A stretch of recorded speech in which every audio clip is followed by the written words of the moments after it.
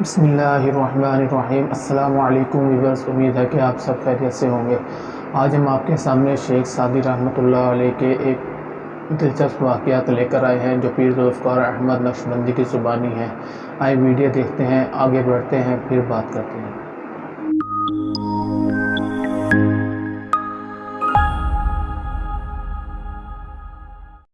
हज़रत शेख सादी रहमतुल्लाह अलैह अपनी बात खुद बतलाते हैं। फरमाते हैं कि मुझे मेरी वालदा ने सोने की अंगूठी पहना दी। मैं वो अंगूठी पहनकर बाहर गली में निकला तो एक ठग मिल गया। उस ठग के पास गुड़ की डली थी। उसने मुझे उठाकर प्यार किया और मुझे कहने लगा कि तुम अपनी अंगूठी को चखो। मैंने अंगूठी को ज़बान से लगाया तो बेजायका सी थी। फिर उसके बाद उसने गुड़ की डली दी कि इसको चखो। जब मैंने गुड़ को चखा तो बड़ा मज़ेदार था। कहने लगा कि मज़ेदार चीज़ ले लो और बेमज़ा चीज़ दे दो। कहने लगे कि मुझे गुड़ का इतना मज़ा आया कि मैंने उसे अंगूठी उतारने दी और गुड़ की डली लेकर घर वापस आ गया।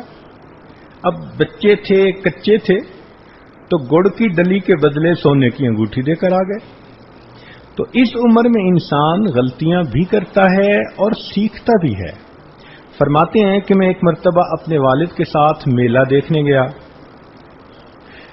वालिद ने कहा कि बेटा, मजबूती से मेरा हाथ पकड़ना, भीड़ ज्यादा है, छोड़ना नहीं।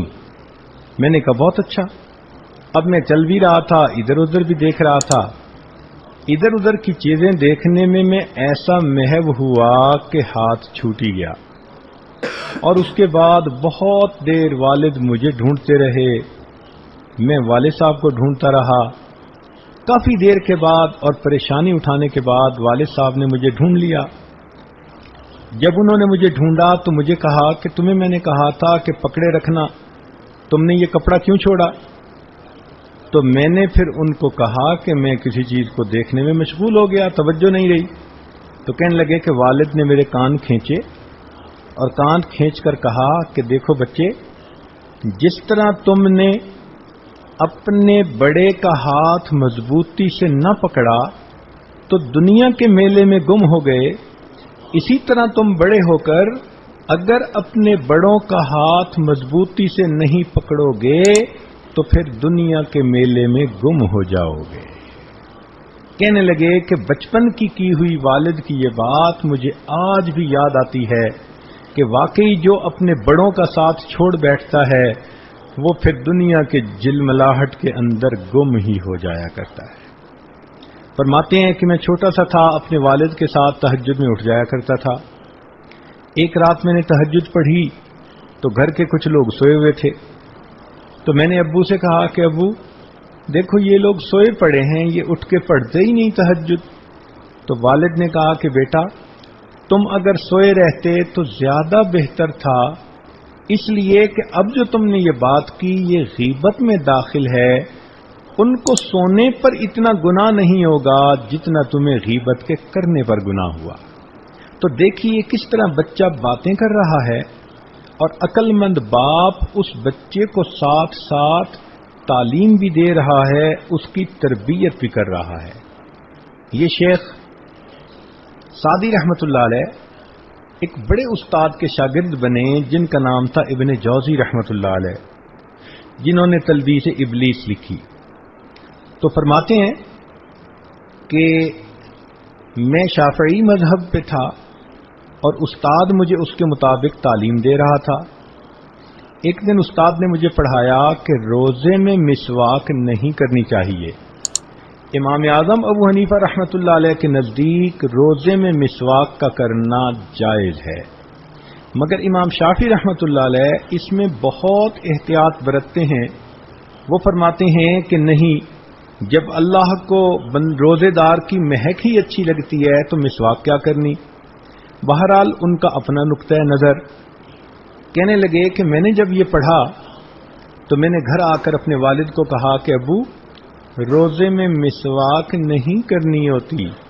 जब मैंने ये बताया तो मेरे वालिद ने कहा कि बेटे, तुम रोजे में मिसवाक न करने की तो इतनी एहतियात कर रहे हो اور ابھی جو تم نے بات کی تو وہ غیبت تھی، اور تم نے اپنا مردہ بھائی کا گویا گوشت کھا لیا، تو کیا روزے میں یہ گوشت کھانا تمہارے لیے جائز تھا؟ کہنے لگے تب مجھے سمجھ میں آئی کہ واقعی روزے کی حالت میں غیبت سے کتنا بچنا چاہیے۔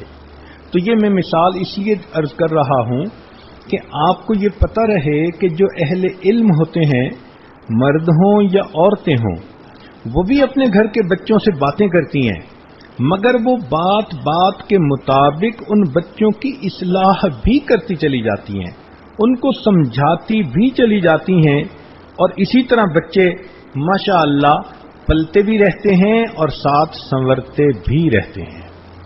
اور جن ماؤں کو علم نہیں ہوتا، یا تو وہ غلطیوں پہ بھی درگزر کر دیں گی، پیار کر لیں گی، اور یا پھر انسان کو چھوٹی چھوٹی بات پر جائز سوال کے اوپر بھی ڈانٹ کر چپ کروا لیں گی۔ یہ دونوں چیزیں غلط ہوتی ہیں۔ بچے کچے ہوتے ہیں، ایسے کام کرتے ہیں، حرکتیں کرتے ہیں کہ جو ناپسندیدہ ہوتی ہیں، مگر ان کو طریقے سے سمجھانا چاہیے اور ان سے ایکسپیکٹ کرنا چاہیے کہ یہ شرارتیں بھی کریں گے اور کچھ اور جو ہے اس قسم کی کام بھی کریں گے۔ مولانا آزاد فرماتے ہیں، میں چھوٹا سا تھا تو گھر میں والد صاحب کا عمامہ پڑا ہوتا تھا، تو میں کیا کرتا کہ اپنی بہنوں کو اکٹھا کر لیتا اور اپنے سر پہ اپنے والد کا عمامہ رکھتا اور بڑی شان سے اکڑ کے چلتا، اور میں بہنوں کو کہتا ہٹو راستہ دو، اس لیے کہ دہلی کے مولانا آ رہے ہیں۔ اس لیے کہ بچپن میں نے سنا ہوا تھا کہ دہلی میں کوئی بڑے مولانا رہتے ہیں۔ تو فرماتے ہیں کہ میں اپنی بہنوں کے ساتھ گویا یہ کھیل کھیلتا تھا کہ سر پہ عمامہ رکھ کے میں چلتا تھا اور پھر کہتا تھا کہ ہٹو دیکھو دہلی کے مولانا آ رہے ہیں، اور پھر میں اپنی بہنوں کو کہتا کہ تم لوگ میرا استقبال کرو اور استقبال میں تم نعرے لگاؤ۔ اب بہنیں کہتی کہ ہم کیوں نعرے لگائیں؟ اس لیے کہ مولانا جو آ رہے ہیں۔ تو وہ کہتی کہ نہیں، مولانا کو استقبال کے لیے تو ہزاروں لوگ ہوتے ہیں، ہم تو 2-3 ہیں۔ تو کہتے کہ نہیں، تم یوں ہی سمجھ لو کہ تم ہزاروں ہو اور میرا استقبال کر رہے ہو، لہذا تم نعرے لگاؤ۔ اب چھوٹا سا بچہ دیکھو اپنی بہنوں کے ساتھ کس طرح یہ بات کھیل رہا ہے۔ ان کی ایک بڑی بہن تھی، ایک مرتبہ اس نے بچپن میں ان کو کوئی کام کہا، انہوں نے نہ کیا، ضد کر گئے، تو بڑی بہن خفا ہوئی اور اس نے اپنے والد کو کہا کہ ابو یہ ہمارے بچے تو بالکل سڑے ہوئے انڈوں کی طرح ہیں۔ تو کہنے لگے کہ جب میں نے سنا نا کہ بہن نے کہا کہ یہ تو سڑے ہوئے انڈوں کی طرح ہیں، تو میں نے اسی وقت اپنے منہ سے چوں چوں کی آواز نکالنی شروع کر دی اور کہا کہ دیکھو اگر انڈے سڑے ہوئے ہوتے تو اس میں سے یہ مرغی کے بچے کیسے نکلتے۔ اب چھوٹا بچہ ہے، دیکھو وہ اپنی بہن کی بات پہ کس طرح ری ایکٹ کر رہا ہے۔ تو بچے کھیلتے بھی ہیں تو پھر اپنے گھر کے ماحول کے مطابق ہی باتیں کھیلتے ہیں، یا اپنے بڑوں کو جو کرتے دیکھتے ہیں پھر وہی ان کا کھیل بن جاتا ہے۔ مولانا طلحہ دامت برکاتہم خود ایک مطلب فرمانے لگے کہ میں چھوٹا سا تھا، گلی میں بیٹھا ہوا، اور میں ایک بچے کو بیعت کر رہا تھا، اس لیے کہ میں نے اپنے والد کو بیعت کرتے دیکھا تھا۔ اب میں چھوٹا جو ہے وہ بچے کو بیعت کے کلمات پڑھا رہا تھا، اس کے ہاتھ اپنے ہاتھ میں لیے ہوئے تھے۔ اللہ کی شان کہ ادھر سے حضرت مدنی رحمت اللہ علیہ تشریف لے آئے۔ انہوں نے مجھے آ کر دیکھا تو چونکہ شفقت بہت تھی، شیخ الحدیث رحمت اللہ علیہ کے ساتھ بہت زیادہ گہرا تعلق تھا، اور مجھے دیکھا تو وہ مجھے کہنے لگے کہ صاحبزادے صاحب ہمیں بھی بیعت کر لو۔ کہنے لگے کہ میں نے کہا کہ آئیں بیٹھ جائیں۔ تو مجھے کیا پتا تھا کہ یہ بڑے میاں کون ہیں، تو میں نے کہا کہ حضرت مدنی رحمت اللہ کے ہاتھ اپنے ہاتھ میں پکڑے اور میں نے کچھ کلمات پڑھ کے کہا اچھا میں نے آپ کو بھی بیعت کر لیا۔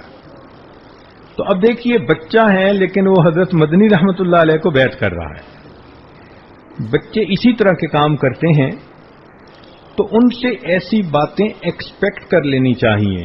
ہاں کئی مرتبہ وہ ایسے ریئیکٹ کرتے ہیں کہ بندے کو بات سمجھ نہیں آتی، اس لیے کہ کبھی وہ سہم جاتے ہیں، کبھی وہ خوف زدہ ہو جاتے ہیں، کبھی وہ ہمت کر جاتے ہیں۔ تو ویورز آپ نے دیکھا بیان سنا کہ کس طرح انہوں نے اپنے بچوں کی تربیت کی. ہمیں بھی اپنے بچوں کی تربیت جو ہے نا اس طریقے سے کرنی چاہیے. ان کو ہر ایک بات پہ ان کو سمجھانا چاہیے. ان کی ابھی سے تربیت کریں گے کل کو وہ کامیاب ہو پائیں گے. ان کو ہر ایک چیز کی غیبت کے بارے میں ان کو کس طرح انہوں نے بتایا کہ بھئی کس طرح یہ جو تم بات کر رہے ہو یہ غیبت ہے. سب چیزیں یہ ہوتی ہیں کہ بھئی بچے جب دیکھتے ہیں کہ بھئی ہمارے والدین کیا کر رہے ہیں, قرآن مجید پڑھ رہے ہیں, اللہ اللہ کر رہے ہیں, صبح تہجد کا اہتمام کر رہے ہیں, تو ہم بھی کوشش کریں, ہم بھی اٹھیں, ہم بھی ٹائم نکالیں, اپنے ابو کے ساتھ کھڑے ہوئے. وہ نماز پڑھنے جاتے ہیں تو ان کے ساتھ اٹھیں بیٹھیں, نماز پڑھیں. وہ قرآن مجید پڑھ رہے ہیں تو ہمارے ساتھ قرآن مجید پڑھیں. تو بہت سارے بزرگوں کا وہ تھا, اس میں واقعات تھے اس میں بیان میں. تو بہت مزہ آیا. آپ بھی ویڈیو سننے مزہ آئے گا. تو اپنے بھی گھر کے جو ہیں اس طرح کی تربیت کریں بچوں کی, تاکہ وہ دنیا میں بھی کامیاب ہو, آخرت میں بھی کامیاب ہو. تو ہمیں بھی کوشش کرنی چاہیے. تو کوشش کریں سارے. تو اگر ویڈیو پسند آئی ہے تو ویڈیو کو شیئر کریں, لائک کریں, سبسکرائب کریں چینل کو, اور بیل آئیکن لازمی دبائیں. اور پھر انشاءاللہ ملتے ہیں نیکسٹ ویڈیو میں. اللہ حافظ. السلام علیکم.